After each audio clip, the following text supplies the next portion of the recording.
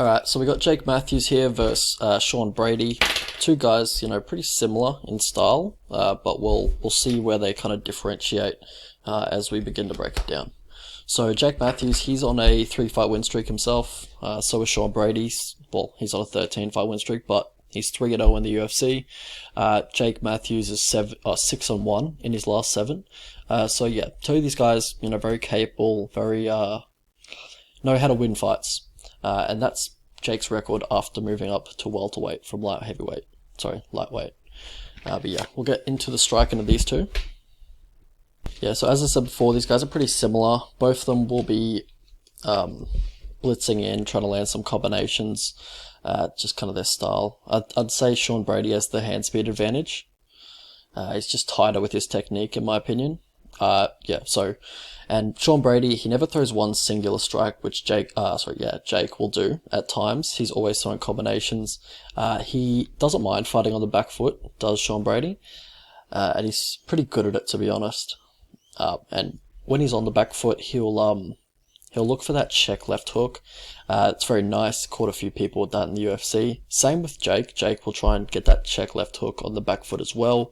He'll also, on the front foot, Jake will look to finish a lot of his combos with a 3, and that's literally the same thing that Brady does. He'll pot shot his way into range, and then he'll commit to either a straight right or a 3, and that's, the main thing that these guys go for on the feet, the main technique. But yeah, Sean Brady, another thing I was looking at just on tape is that he's always circling to his left, so it's just quite readable, and if you cut off the cage to that, you can make him a bit uncomfortable, but for the most part I'd have to give the advantage to Sean on the feet. So on the ground, in the grappling, both these guys, I think they're both black belts, but they both got pretty decent ground games. So Sean Brady, how he gets fights to the ground, he'll get double unders and then he'll go for that inside leg sweep. He caught Ismail Nadia with that like 5-6 times in their fight. Also, when his opponent does go for a unset up kick, kick that he didn't set up, he'll try and catch it and just try and ground the opponent from there. So when he is on top, he'll go from the cradle and he'll lock in like a guillotine trap. That's kind of just to disguise his guard pass pretty much, or he will, sit down into it if his opponent doesn't respect it, like he did with Christian Aguilera.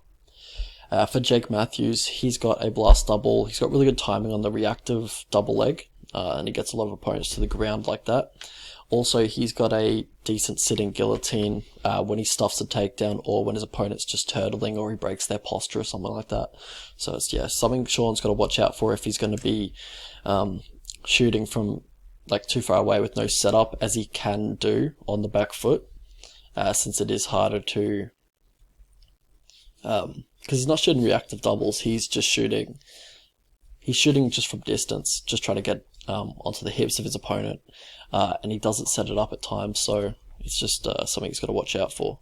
But on the ground though, he's really slick. He's position over submission, definitely. He's very patient on the mat, and I really like his ground game. I think he's just really patient with it. He gets where he wants, and he's able to control opponents really well.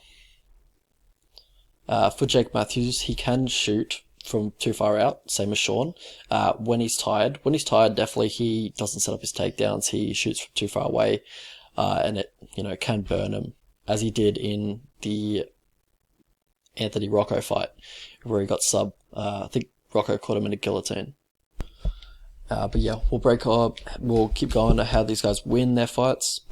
We'll start with Sean Brady. So he's pretty much solid everywhere. Like, he's a good prospect, I'll admit that. He's got solid boxing, good takedown defense. He seems like physically strong in the grappling exchanges. He's definitely good at being heavy on top and controlling his opponents on the mat. Also, when he has that wrestling ride or just the body lock grip at all, he seems very strong in those positions. For Jake Matthews, he's got really good strike and defense. His percentage for strike and defense is, I think, 63%. So we obviously focus on that a lot, but it can lead to him being low volume.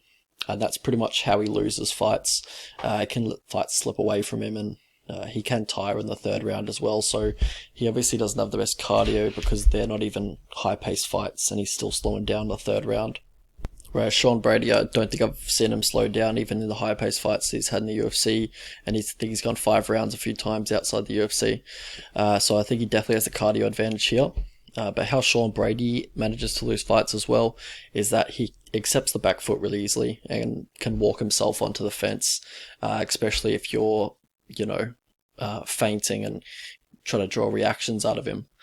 He can slow his movement on the fence and just kind of sit there waiting to throw a counter back, and it's just not a good look. It's not bad if you fight on your back foot, but it's just not a good look for the judges, and they just don't rate it very highly. Like if you brought up the statistics of people who fall on the back foot and how many times they win a decision when they probably should have, I think you'd be surprised, as Brendan Shaw would say. But yeah, so if the opponent does cut off the fence,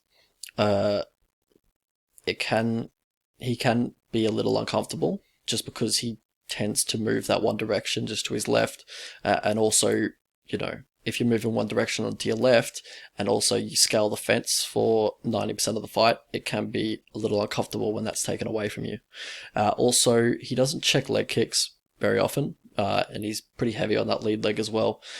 Christian Aguilera was having a bit of success with the leg kicks early in their fight before Sean got him to the mat. But yeah, Jake Matthews, he doesn't really check leg kicks as well. So, yeah. So past the victory for these guys. For Sean Brady, just start landing some volume. Push a pace early. Just move a lot as well. He has good movement, so I'm expecting this fight to have a fair bit of movement, and these guys both get a fair bit of miles around the octagon. But I think Sean will be able to keep that pace for 3 rounds, whereas Jake won't. Also, leg kicks, as we talked about before, Jake doesn't really check them. If you're slightly uncomfortable on the feet, or just want to mix it up, just look for the takedown. Look for some top control, just to help you in convincing the judges to give you a decision. Also hit the body, as he can tend to tire. Set up your takedowns, because Jake does have that guillotine threat. If you don't set up your takedowns, he will try and lock in. So for Jake Matthews, his path to victory, I'd like to be on the front foot, just because Sean Brady is going to be pretty much automatically accepting the back foot. So, just take the initiative, try and get on the front foot early. Feints as well, try and cut off the cage, as we talked about before. Just volume with the feints, pretty much. Try and get him reacting to a lot, trying to make reads from that, but also trying to tire him out, I guess. Leg kicks, as we said, doesn't check them. Also, if Sean is just going to be predictably blitzing in every time, don't hesitate to go for that reactive double. Try and get him on the ground, because he has really good timing on that reactive double leg, and it'd be nice if he can get some top control with that as well. So both of these guys have very similar styles. They're built basically the same, but, in my opinion, I think Sean's just a little bit better everywhere. On the feet, he's faster, he throws more volume, has the crisper technique. On the mat, I think it's about even. It's probably whoever gets the other one down, and will be on, whoever's on top will be, winning that grappling exchange. Just because, both of them have really good top games. Haven't really seen too much of Sean's bottom game, but I expect it not to be too bad, because he is a black belt as well. So I just have a hard time betting against Jake Matthews at juiced odds. It just doesn't seem correct, because he's pretty solid all round. He's tough to beat. He knows how to win fights. I think he'll make it competitive, but I just see Sean edging it, and just winning the decision. Brady by decision is the prediction. I don't think he's going to get Matthews out of there, but I think he'll just do enough to win the decision. As I said, I think Sean wins this fight upwards of 70% of the time. So anything above 147 is when I would start betting Sean Brady. If Jake Matthews were to get over $3.80, then I'd probably put some money on him. But at the moment, I probably wouldn't bet either side right now.